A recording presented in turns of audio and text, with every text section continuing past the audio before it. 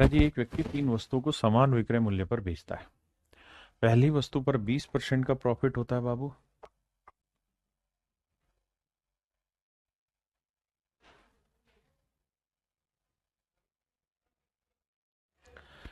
कह रहा जी तीन आर्टिकल है, पहला, दूसरा, तीसरा।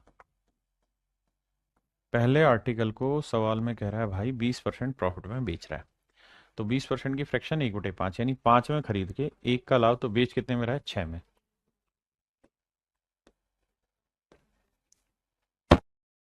दूसरे को 10% लॉस पे बेच रहा है, तो 10 में खरीदा, एक का लॉस बेचा कितने में, 9 में। तीसरे को 25% लॉस में बेच रहे हैं, 25% की फ्रैक्शन 1/4, 4 में खरीदा, एक का लॉस बेचा 3 में। और मेरे प्यारे बच्चों, तीनों ही केसेस में कह रहा है कि सेलिंग प्राइस सेम है। कह रहा है तथा इस प्रकार से एक व्यक्ति तीन वस्तुओं को समान विक्रय मूल्य पर बेचता है। तीनों ही आर्टिकल का सेलिंग प्राइस सेम है मेरे भाई। हाँ है। अगर तीनों का सेम है तो भैया सेम करते हैं, 6 9 3 का एलसीएम 18, तो इसे 3 से गुना करो, इसे 2 से, इसे 6 से। क्यों? क्योंकि एलसीएम 18 होगा ना, तभी बराबर होगा, तो इधर भी 3 से,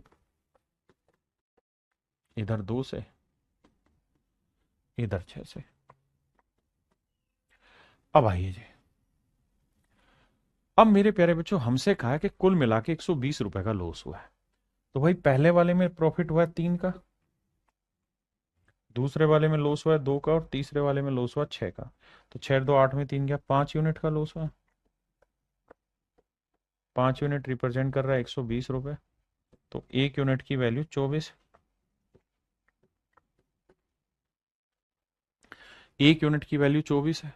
तो सवाल में पूछ रहा है अगर एक यूनिट की वैल्यू 24 है भाई, तो हमें क्या बताओ, प्रत्येक वस्तु का विक्रय मूल्य बताओ, तो हर आर्टिकल का सेलिंग प्राइस बताओ क्या होगा। तो एक यूनिट की वैल्यू 24 है, तो हर एक आर्टिकल का सेलिंग 18 यूनिट, 18 यूनिट, 18 यूनिट ही तो है, तो 18 यूनिट हुआ। तो एक यूनिट 24, तो 18 यूनिट कितना, 18 चौक 72, 18 दूनी 36 और 7 43 है आंसर। हाँ। तो इसका मतलब हर आर्टिकल जो हमने बेचा है वो 432 रुपए में बेचा है।